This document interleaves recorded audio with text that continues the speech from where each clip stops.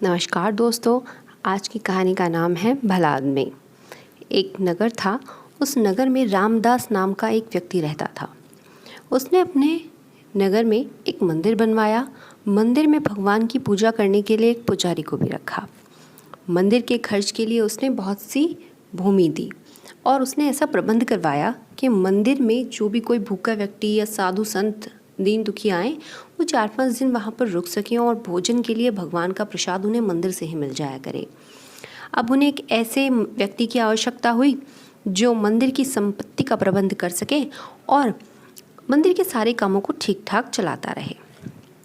बहुत से लोग रामदास के पास आए, पर रामदास सबसे यही कह देता था कि मुझे एक ऐसा भला आदमी चाहिए जो इस काम को अच्छे से कर सके। अब जब भी मंदिर के दरवाजे खुलते और लोग भगवान के दर्शन के लिए आते थे, तो रामदास अपने मकान की छत पर बैठकर मंदिर में आने वाले लोगों को चुपचाप देखा करता था।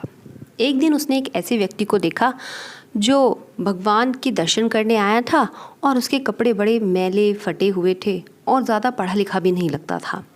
पर जब वह भगवान के दर्शन कर वापस जाने लगा तो रामदास ने उसे अपने पास बुलाया और उससे कहा, क्या आप इस मंदिर की व्यवस्था का काम संभालेंगे? तब वह व्यक्ति बड़े आश्चर्य में पड़ गया और उसने कहा, मैं तो ज़्यादा पढ़ा लिखा भी नहीं हूँ और इतने बड़े मंदिर का प्रबंध मैं कैसे कर सकूँगा? रामदास ने कहा, मुझे बहुत विद्वान व्यक्ति नहीं चाहिए, मैं तो एक भले आदमी को इस मंदिर का प्रबंधक बनाना चाहता हूँ। तब उस व्यक्ति ने कहा, आपने इतने मनुष्यों में से मुझे ही भला आदमी क्यों माना? तब रामदास बोला, मैं जानता हूँ कि आप भले आदमी हैं। मंदिर के रास्ते में एक ईंट का टुकड़ा गड़ा रह गया था और उसका एक कोना ऊपर निकला था। मैं इधर बहुत दिनों से देखता था कि उस ईंट के टुकड़े की नोक से लोगों को ठोकर लगती थी और लोग गिरते थे, लुढ़कते थे और उठकर चल दिया करते थे। आपको उस टुकड़े से ठोकर नहीं लगी, लेकिन आपने उसको देखा और उसे उखाड़ने का प्रयास किया। मैं ये देख रहा था कि आप मेरे मजदूरों से फावड़ा मांग कर ले आए और उस टुकड़े को खोदकर आपने वहाँ की भूमि भी बराबर कर दी। उस मनुष्य ने कहा, यह तो कोई बात नहीं, रास्ते में पड़े कांटे कंकड़ और ठोकर लगने योग्य पत्थर ईंटों को हटा देना ही प्रत्येक मनुष्य का कर्तव्य है।